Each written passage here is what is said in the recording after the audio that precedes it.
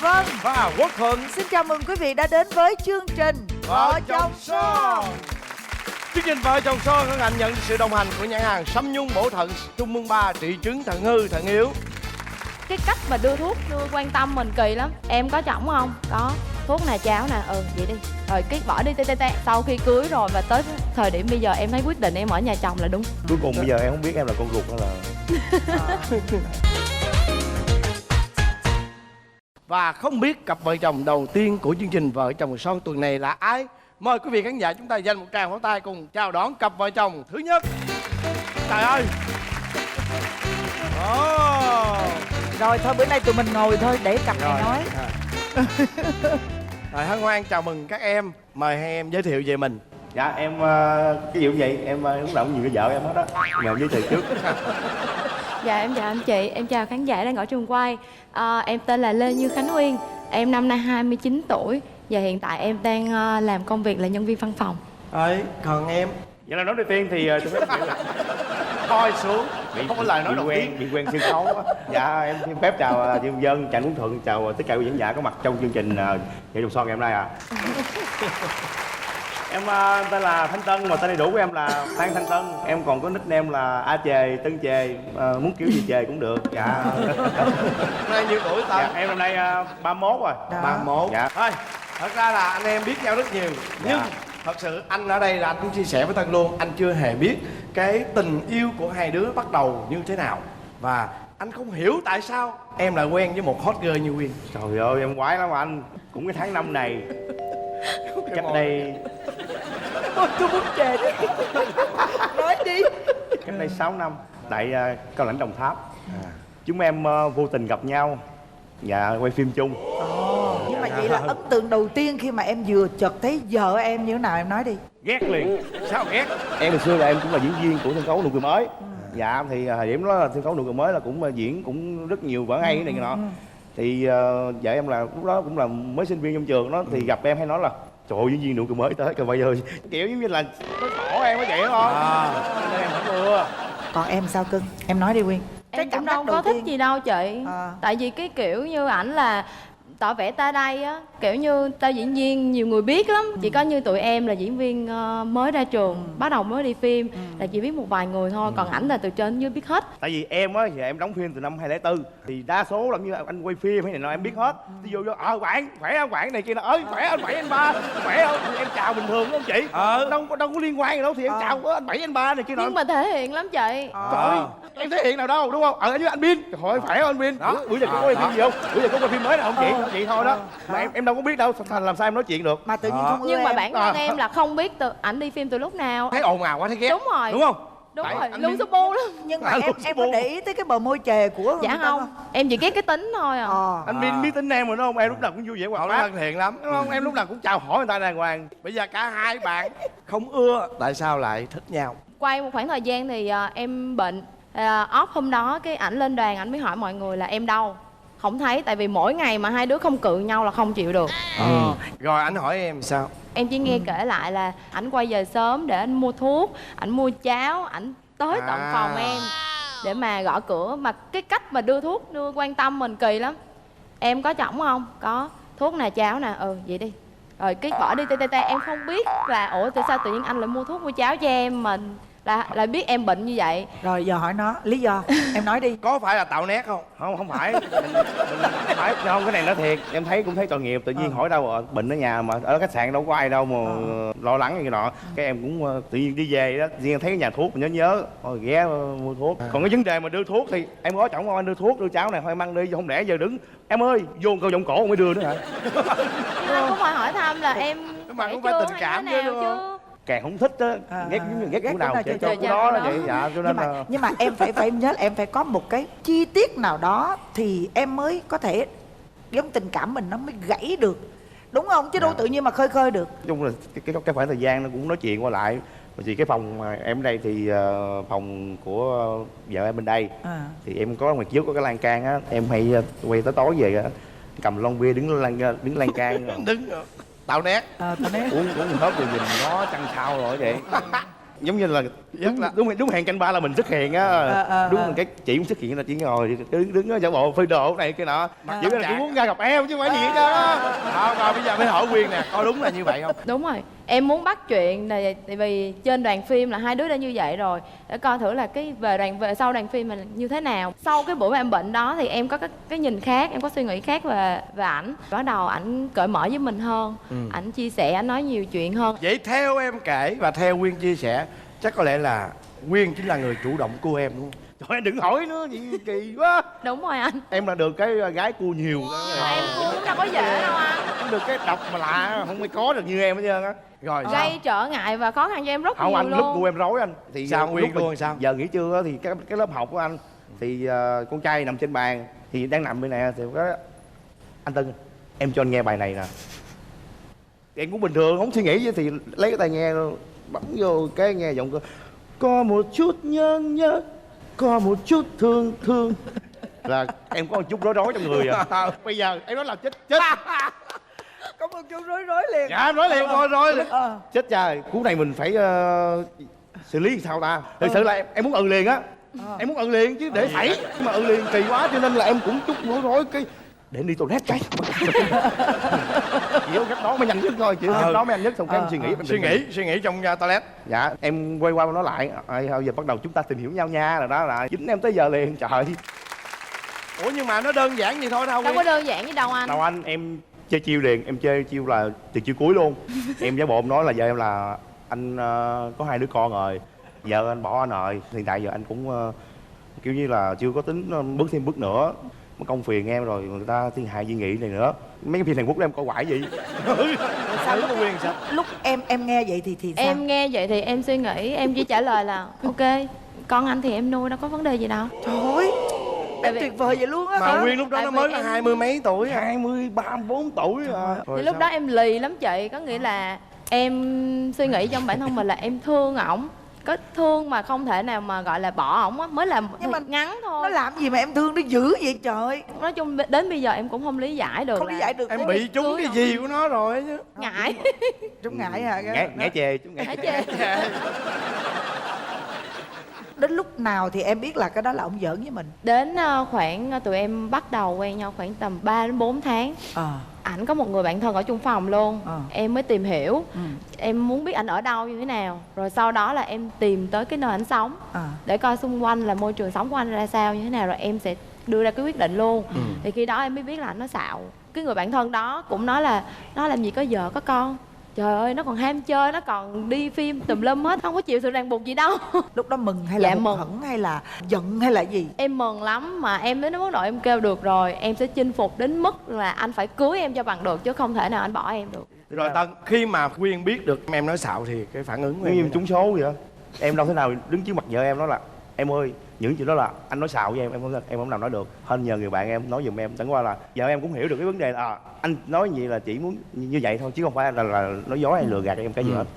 Rồi bây giờ hỏi câu nữa nè. Trước khi mà em và Tân cưới nhau thì hai em có quyết định là đến trước với nhau không? Có sống thử với nhau? Em có chủ động, em qua lại, em vẫn ở nhà trọ, vẫn qua nhà anh Tân để mà làm gì, để em sinh hoạt với gia đình ảnh, coi thử là mình sống có được với nhà chồng hay không. Nhưng mà sau khi cưới rồi và tới thời điểm bây giờ em thấy quyết định em ở nhà chồng là đúng. Cuối cùng bây giờ em không biết em là con ruột hay là Không biết mình là rể hay là con Rể ruột? hay con ruột. Tại vì nàng ấy được cưng quá đúng không? dạ đúng rồi. Như vậy là cái ngày đám cưới, cái đêm động phòng đó, nó còn cái gì gọi là bất ngờ với các em nữa không? Bất ngờ anh, Bất ngờ. hai chồng đếm tiền không? Thì đám cưới ai mà đếm tiền? Đám cưới xong rồi đếm tiền xong ngủ tới sáng anh, đâu có gì đâu hết rồi. Không có gì luôn á. Không có trục Còn trặc một gì sự luôn. việc nữa anh, mà tại vì á nó đến bây giờ là nó hết quan trọng với ảnh rồi, Sao vậy? là Xịn sau rồi. đám cưới là mất Facebook. Muốn là bút xịn ngủ luôn anh. Buồn quá. Tức là vừa mới Dạ, cưới đám xong. cưới xong một cái là mất Facebook Chịu luôn. lắm. Nhiều khi á mấy nhỏ Ông quen với em bé hacker. Giận á, hiểu không? Bởi em nói ai không thích hack hết. Facebook luôn. Rồi như vậy là các em đã cưới nhau bao lâu rồi? Mới cưới năm ngoái nhiêu anh? Năm Tới ngoái. tháng 6 là 1 năm á. Vậy thì trong khoảng thời gian đó anh có tật xấu gì không Quyên?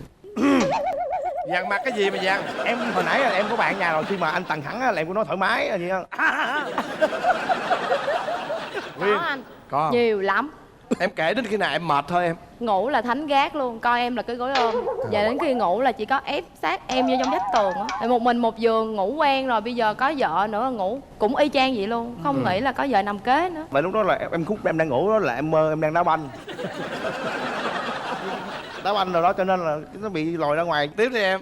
Còn gì nữa? Quần áo đi về không bao giờ mắc lên cái xào đồ hết. Cái này xấu nè, Cứ bừa quăng bộn đó. nè. Trong khi có cái sọt để quần áo dơ mà không bỏ vô. Bừa bộn. Em nói Bê bối. Không, tại cái sọt đó sọt của vợ em, còn chỗ em là để đó, cái chỗ em xưa vợ đó rồi. Em không muốn cái đồ đạc của vợ em nó cực khổ mà đem giặt phải lựa từng cái nhưng mà không? đâu thể quy định cái Em- của vợ cái của chồng được. Em gom lại chỗ, nhưng mà lúc nào em muốn cần giặt đồ của chồng thì lấy khúc này rồi quăng vô thôi, còn của em thì em lấy cho nó gọn. Chứ mỗi lần giặt đồ cái này của anh, cái này của em, dọn ra áo trắng quần đen rồi nó khó cực vợ em, cho nên là em quyết định là em để chỗ một cái đó. Thôi Rồi ai đi hốt? Rồi ai hốt đi? Em hốt với ai hốt đâu. Làm biếng làm việc nhà lắm anh, không bao giờ phụ vợ gì hết á. Lười biếng. Bởi gì nữa nè? Một cái nữa là toilet ở nhà không bao giờ có cửa. Cho dù lắp cửa lên cũng tháo cửa ra. Không thích. Cái Ủa, gì sao nó vậy? Sao vậy? Không phải cái Anh chuyện không mà có thích. cửa toilet thì vợ chồng cũng hai người mình ở trong đó thôi, vì cái toilet Tại vì toilet toilet cũng vậy à. cái phòng tắm nhà em ở trong cái phòng luôn. Trong phòng ngủ mình luôn. Dạ đúng rồi. Em thích vậy anh, cho nó mùi hương nó thoang thoảng đó, vui. Cái này là bệnh nè. Cái này bệnh. Gắn nó là áo ra vậy à? Nhưng mà em có thích không? Nói không đi, nói không đi, nói không đi. Mà thích phải không? Dạ thích. Đến ngay độ mà em thích cả cái mùi. Thích luôn cả cái mùi hả? Nghiện mùi luôn rồi. Dạ đúng rồi. Em nói thật là nhiều khi á, buổi sáng anh dậy á, anh có đi toilet hay gì đó, nhiều em ngủ mà em biết anh dậy rồi mà em vẫn chưa cảm nhận được cái mùi thì em hỏi ủa anh vô toilet để làm gì? Anh kêu anh đi toilet mà tại sao không có mùi? Bắt buộc toilet phải có mùi. Cái tật xấu đó nhưng mà nó là một cái gì đó vui của hai Đáng đứa. yêu, đáng yêu. Dạ. Ôi. Một tật xấu nữa Gì nữa? Là gì? là đi nhậu về trễ. Em ở nhà khoảng tầm 10 giờ 11 giờ là em mới gọi rồi. Đang về đang dắt xe, đang về đang dắt xe, cứ vậy đó, cứ hai câu đó nói hoài à. Mà em nhìn đồng hồ ổ nửa tiếng, 1 tiếng rưỡi chưa thấy về nữa. Mà cứ như vậy á, em nhắc từ lúc quen cho tới bây giờ vẫn vậy. Tại vì đi chơi á, bạn đông lắm, dắt tới đây gặp đứa bạn đá trống xuống nói chuyện chút xíu nó vừa tới bên kia Nữa dắt nữa. tới chê em phải vô em mến bạn. Không bây giờ mình về thì nói này được Coi thường. vô cái điện thoại. Biển hổ. Tiếp tục nữa. Anh Tân thích đếm tiền mà tiền lẻ. Ở nhà có một cái hộp đựng tiền lẻ, tiền đó để dành cho em hoặc là mẹ chồng đi chùa để bỏ tích công đức đó. Hai hộp lận. Tối nào về đổ ra xào ra nha, bắt đầu ngồi đếm rồi xếp Trời ơi. mặt nào qua mặt đó. Vui đáng yêu ta. Đến lúc mà xếp ngay rồi vẫn đổ ra lại ngồi đếm. Xếp lại. Dạ xếp lại. Mà tiền lẻ trời chứ Không, cái đó không phải tật xấu đó em, nó là cái nết đáng yêu. Cái đó là em ghi hai hộp rõ ràng đàng hoàng. Tiền hộp bên đây á là từ 500 đồng, từ 1.000, từ 2.000, còn đây là tầm 5.000. Em có viết tờ giấy em dán lại em ghi là tiền mua Audi là tầm 5.000. Còn hộp mà 500.000 đó, tiền mua biệt thự đó. Dễ thương không? Không biết chừng nào mới mua được luôn. Mơ đó, nước mơ đó. Thấy thương quá ha. Hai cái hũ nhựa chị. Mặt nào ra mặt đó. Dạ đúng rồi, xếp mặt nào ra mặt đó. Bây giờ tới em nè. Rồi, Giờ tiếp. em có tật xấu gì không? Vợ em là tuyệt vời, không có gì xấu hết, ngoài chuyện nấu ăn thôi. Nấu ăn là vợ em nấu được nha, mà nấu ngon nha, chứ không phải là gì mà chỉ có là chưa đủ trình độ nấu cho em ăn thôi. Ủa là sao? Ngon em nói thiệt, cái này là em nói nghiêm túc đàng hoàng nha. Nấu rất ngon mà chưa đủ trình độ. Tại vì mỗi lần là vô bếp một cái là nhiều lắm, nhiều thứ lắm, mà nấu ngon chứ phải là tay quay lắm. Vừa tay trường đúng không? Vừa tay quay ra cái là mẹ em vô, con đi ra đi. Rồi mẹ nấu rồi em ăn thôi. Là mẹ nấu em ăn đó. Dạ. Cuối cùng Là ăn vợ cũng bài không. mẹ nấu. Dạ. Có nghĩa là em bài ra em nấu, nhưng mà em nấu đồ ăn hơi tỉ mỉ, hơi kỹ á. Là em cắt hết cái này em bỏ qua cái chén, cắt hết cái kia bỏ qua cái dĩa, cứ vậy đó thì không biết khi nào mọi người mới được ăn. Là Cho cái đó nên chiên trứng thôi nha chị. Tập cái trứng bỏ vô cái chảo thôi đó, 4-5 cái chén vậy đó. Từ trước giờ em chưa bao giờ được ăn bữa ăn đàng hoàng từ lúc mà qua nhà em tới giờ. Tại vì không kịp để nấu, mẹ em nấu hết rồi. Vậy là gọi là chậm chạp. Rồi còn tật xấu gì nữa? Hết rồi. Giờ em chỉ có nhiêu đó thôi. Vợ em có thích cắn em không? Có thích ghiền nhéo không? Em là có ghiền đếm tiền lẻ, còn vợ em nó có cái gì ghiền tương tự mà dễ thương vậy không? Ghiền dặn vô liêm á. Là sao? Hay nhéo vú không? Vô liêm á. Giống như tivi đang lớn quá mà không chịu kêu cầm remote bấm mà là tự động tivi nhỏ lại. Đau không? Đau không? Đau chứ em đang cầm remote mà dặn này cái em cắt nhỏ lại liền. Rồi bây giờ nhân đây thì mong muốn vợ thay đổi điều gì? Cái mong muốn của em nhất đó là như là giờ em có hai ngày nghỉ, thứ bảy và ngày chủ nhật, thì cái kiểu như em cũng muốn là vợ em một ngày nào đó xuống bếp làm đúng bữa tình sở, mời mẹ em ăn một lần như vậy thôi. Dạ. Thế còn Quyên mong muốn Tân thay đổi điều gì? Em muốn anh Tân phải tập trung vô công việc hơn nữa, bớt ham chơi lại thôi. Còn những cái việc mà ảnh bê bối hay gì đó em có thể làm được hết. Chị thấy là chắc là những cái mối quan hệ đó như là ngoại giao đồ. Dạ cho đúng, công nhưng việc mà ý thôi. là cũng phải có một chút dành thời gian cho gia đình, cho em vậy thôi, chứ còn bạn bè em vẫn cho đi chơi bình thường. Nói nghe nè, giờ đơn giản quá, hai cái mong muốn của tụi em giờ em là ước mơ coi như thứ bảy chủ nhật em được nghỉ đúng không? Dạ. Bữa nào á chị nói em nói là nấu ăn ngon rồi, em biết rồi, em khẳng định chị rồi, nó chỉ bị nó hơi chậm chạp thôi. Dạ. Thì giờ em làm bộ bữa nào đi em xuống em hùa hợi với nó đi, cho nó cái phần chậm nó bớt đi, cho đứng nó nấu. Nhưng vậy mà cái em sợ là em xuống em hồ hởi cái nữa là mẹ em đuổi hai đứa hồ ra ngoài kia luôn. lén lút thôi, Dạ. thầm lặng.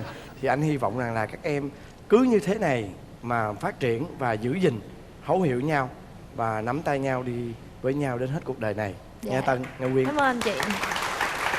Anh bảo bây giờ là quan điểm không hợp nhau, bây giờ mình dừng tại đây, có vấn đề gì thì anh vẫn giúp đỡ em. Sau cái đêm em ngồi có suy nghĩ, tự dưng cái cảm giác mà tim mình nó đau quá, nó khó chịu lắm. Mời quý vị chúng ta cùng dành một tràng pháo tay chào đón cặp vợ chồng tiếp theo. Rồi, chào hai em. Chào chị Hồng Vân, anh Quốc Thuận. Em là Nguyễn Mạnh Giáp, em đang làm tư vấn tài chính ở Bình Dương. Em 35 tuổi. Dạ em xin chào hai anh chị, em chào quý khán giả trường quay. Em là Trần Thị Nụ, hiện tại công việc của em là chủ cửa hàng kinh doanh hải sản sạch và bún đậu hải sản. Hai em gặp nhau trong trường hợp nào?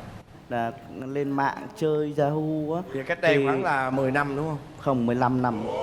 Đấy là đợt vợ em ở Kiên Giang, còn em học ở trên Sài Gòn á. Thì chat qua Yahoo. Em cũng không biết chat nên em nhờ bạn em nó chat dùm. Chat dùm thì chat với chồng em bây giờ, tạo thành mối quan hệ giống như là Anh gặp em nhau nuôi ạ. anh em. Sau cái bao nhiêu lâu á, từ lúc mà biết ở Yahoo nó bao nhiêu lâu sau tụi em mới gặp nhau chính thức ở ngoài đời? Gần 2 năm ạ.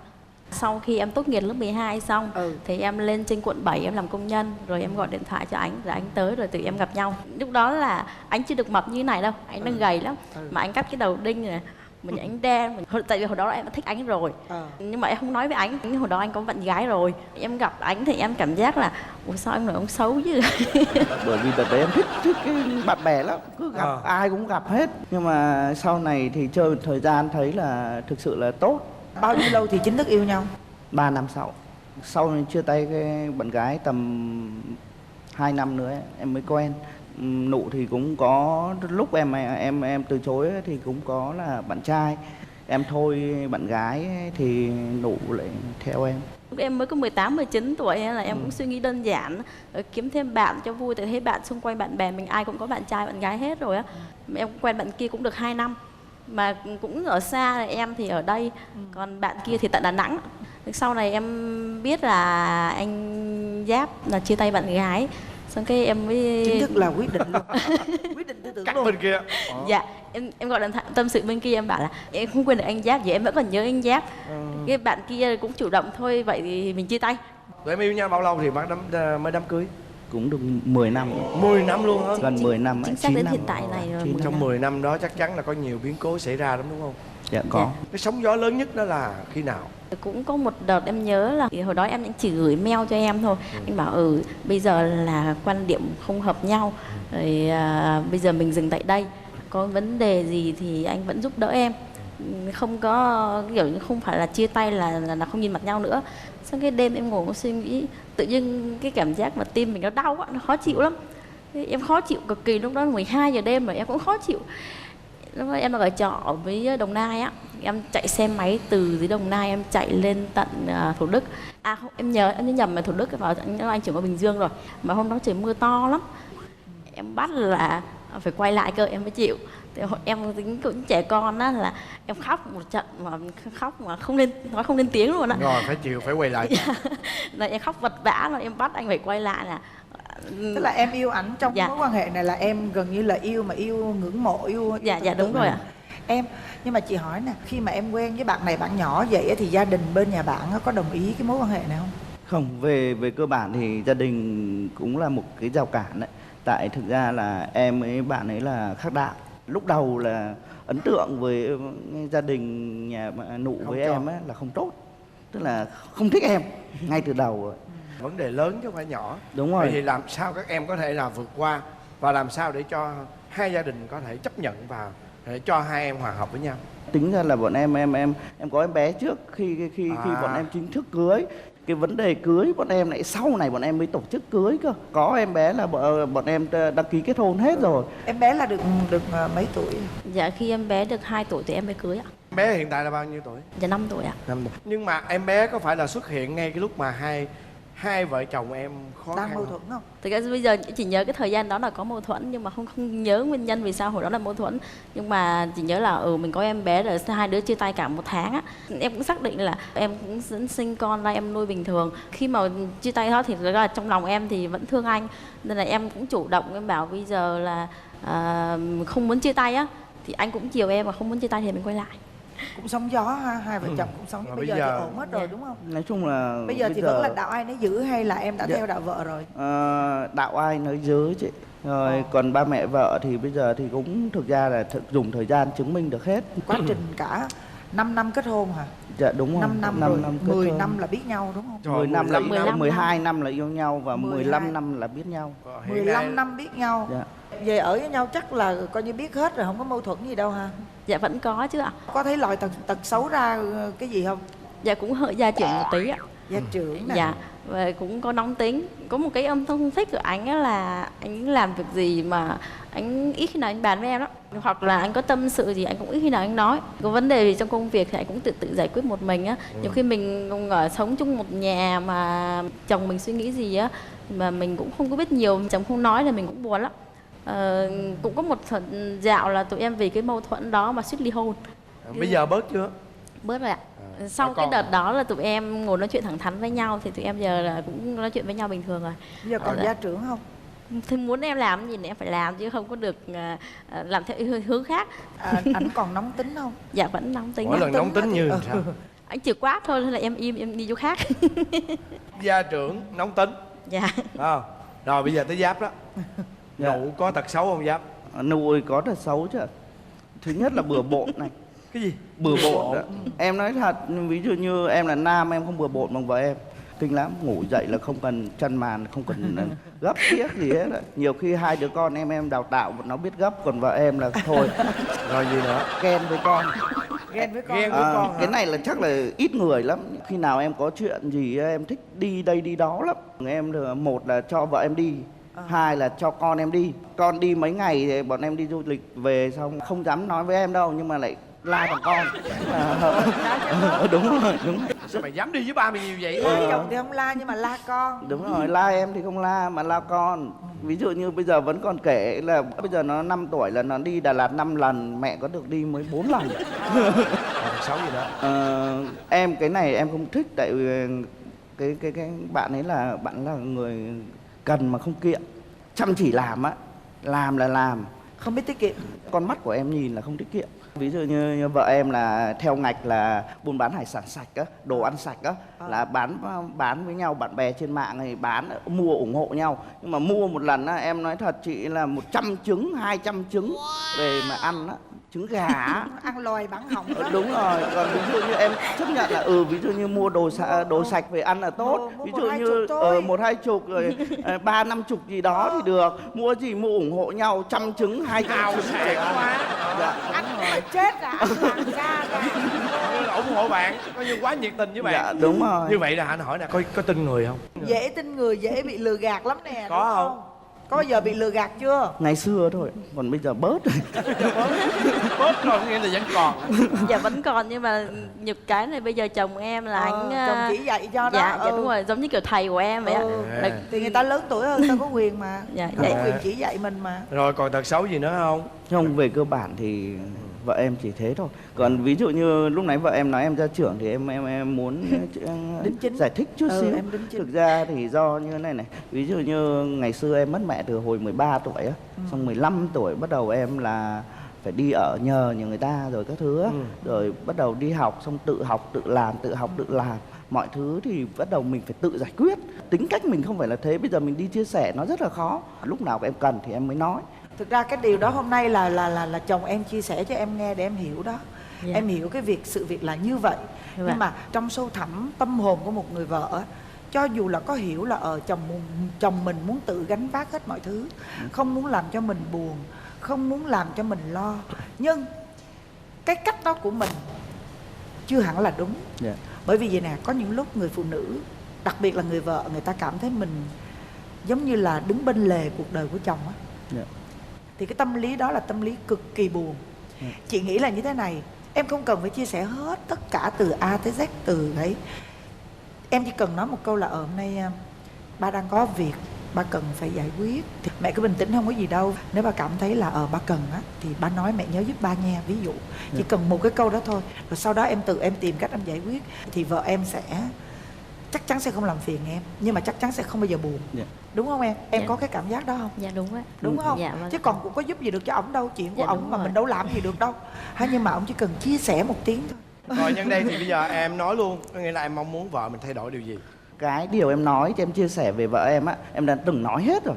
Mà nói chung là cũng ngấm vào máu rồi, không thay đổi được. Rồi bây giờ ngắn gọn, không cần thay đổi, bây giờ là không thay đổi luôn. Coi như là chấp nhận. Nói đủ, chấp nhận luôn không? Hay là mong muốn anh ấy thay đổi điều gì? Như là em chỉ mong anh bớt nóng tính hơn xíu thôi. Như là mỗi lần anh quát em sợ lắm. Mỗi lần quá Nghe, là thôi sợ. đừng quát cô bé Hốt nhỏ hoảng. nhắn này. Nghe, tin nụ mà. Hôm nay rất cảm ơn hai em đã đến đây chia sẻ với chương trình Vợ Chồng Son. Và xin chúc cho hai em sẽ luôn luôn yêu thương nhau và hạnh phúc như thế này mãi mãi. Chào hai em. Cảm ơn tụi em. Bây giờ sẽ là phần kiểm tra hữu ý và bốc thăm may mắn. Chúng ta có các phần quà như sau.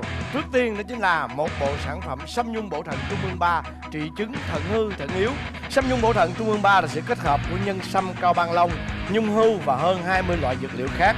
Và món quà thứ hai đó chính là một bộ sản phẩm Kiều Sắc của Trung ương 3 giúp tăng cường nội tiết tố nữ, hỗ trợ làm giảm các triệu chứng của thời kỳ tiền mãn kinh như bốc hỏa, nám sạm da, suy giảm chức năng sinh lý nữ. Và món quà thứ ba đó chính là tổ yến chân đường phèn và nước yến nhân sâm, có tác dụng bồi bổ cơ thể, tăng cường sức đề kháng, hỗ trợ miễn dịch và làm chậm quá trình lão hóa.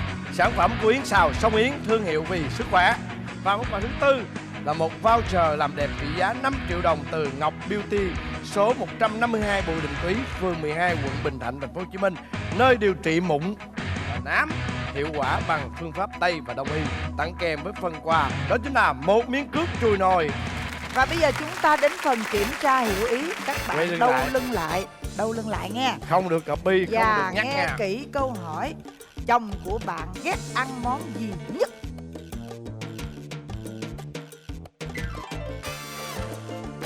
Giáp ghét món gì? Mời Giáp và Nụ quay qua. Giáp ghét món gì? Canh cua, tôm và cua. Tân ghét món gì? Bánh xèo, cá có xương nhỏ, chớt quất. Liên quan luôn. Ghét canh cua, dầu gì cũng hơn bên này là có cái chữ cua. Còn bên này là trớt quất luôn. Cho nên là bên Giáp và Nụ sẽ được ưu tiên chọn màu sắc đó. 4 màu em chọn màu gì? Màu xanh. Rồi hai em màu gì? Em, mời em. Không cho nó. Mang vào. Mang vào màu vàng. Tôi vẫn trung thành với một màu rất nam tính, màu hồng. Trời ơi, chị buồn lắm em Rồi ơi. mời các em. Không bao giờ chị được chọn màu hồng hết. Bà lấy hết rồi. Thuận và chị Vân sẽ mở trước. Hai cặp vợ chồng khoan mở nha. Đếm nào.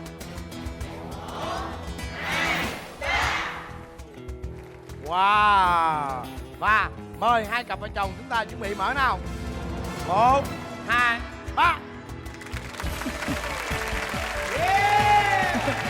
Chúc mừng cặp vợ chồng của Giáp và Nụ đã may mắn nhận được một phần quà. Đó chính là một bộ sản phẩm tổ yến chân đường phèn và nước yến nhân sâm. Đây là sản phẩm đến từ Yến Xào Sông Yến. Và chúc mừng cặp đôi hot boy hot girl. Đây là một voucher với spa Ngọc Beauty. Và đặc biệt hai em chưa có con đúng không? Muốn có con chưa? Muốn chưa? Ổn. Cước chùi nồi. Nhận cước chùi nồi đó là sự may mắn ha. Kính thưa quý vị, đến đây thì thời lượng phát sóng dành cho chương trình Vợ Chồng Son tuần này đã hết. Thay mặt chương trình, chúng tôi cảm ơn nhãn hàng Sâm Nhung Bổ Thận Trung ương 3, trị chứng thận hư, thận yếu đã đồng hành cùng với chương trình. Và chúng ta sẽ gặp lại nhau vào tối Chủ nhật hàng tuần lúc 22 giờ trên kênh HTV7 với chương trình Vợ chồng son.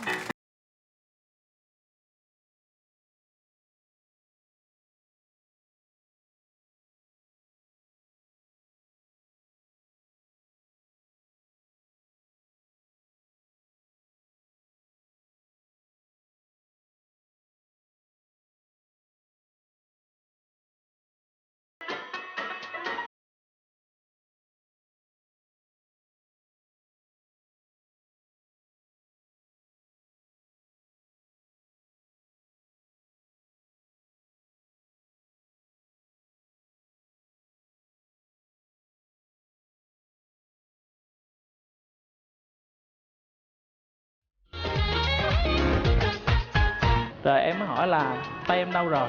Rồi em mới cầm tay cổ đặt lên eo của em. Rồi cổ mới kêu là ủa vậy là quen rồi đó hả. Lúc trước á, khi thuê phòng thì em thuê phòng đôi, 2 giường. Vậy là hai đứa nó cũng ngà say rồi. 2 cái giường nó ghép lại một cái giường. Thích bỏ nhau thì mình cứ đưa lên tòa thôi, cho vợ thích làm gì làm, vì bảo bây giờ đang bầu bí không ai giải quyết. Và chúng ta sẽ gặp lại nhau vào lúc 22 giờ trên kênh HTV7 với chương trình Vợ chồng son.